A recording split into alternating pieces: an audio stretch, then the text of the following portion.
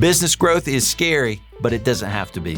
As your business grows, it expands over time, things get bigger. And that means the revenue, sometimes the building, the team, the equipment, everything starts to expand. So there's more to work through. And so we have to understand that growing businesses always come with more complexity. When you have a more complex business, you have to manage it with more intention. As we're talking about service-based businesses that are growing and adding more complexity, you typically want a piece of software to manage that complexity. So you start putting all these processes in order. You then hire somebody to manage the order of the processes of the expanding business.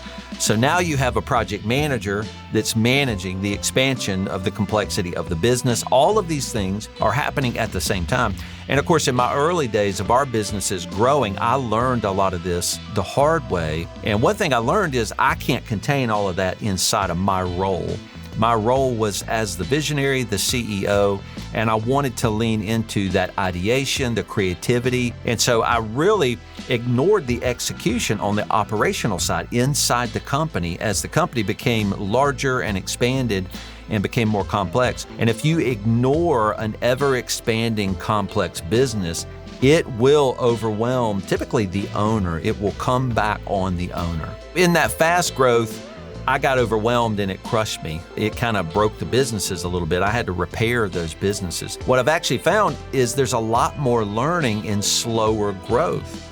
And the reason I think that is because, first of all, there is a little worry and fear that the business is growing slower than you want it to. So you're trying to navigate really important things like balancing risk. All of these are really important things to learn. And when a business is going through a fast growth and there's a lot of cash coming in, a lot of times you'll be more wasteful. You'll just hire and fire more easily. But when your business is going slower, everything has to become more intentional. So you're more careful in slower growth. As we started expanding, I had this bright idea of closing my office. So this was a long time ago. And I thought I can run my firm virtually. And that really was not something that was done at all. So people didn't understand why I was doing that or why I thought that I could do that. And I thought the employees would love it too. And they did, but I didn't know to apply any structure to help them work efficiently and productively.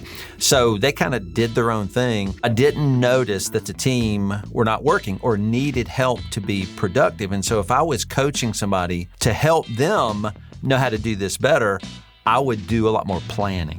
And that's what I didn't do. Planning is an offset to really being chaotic. So if you don't want chaos as you expand in your business, then you want to plan for any major changes in your business, things we call strategic initiatives.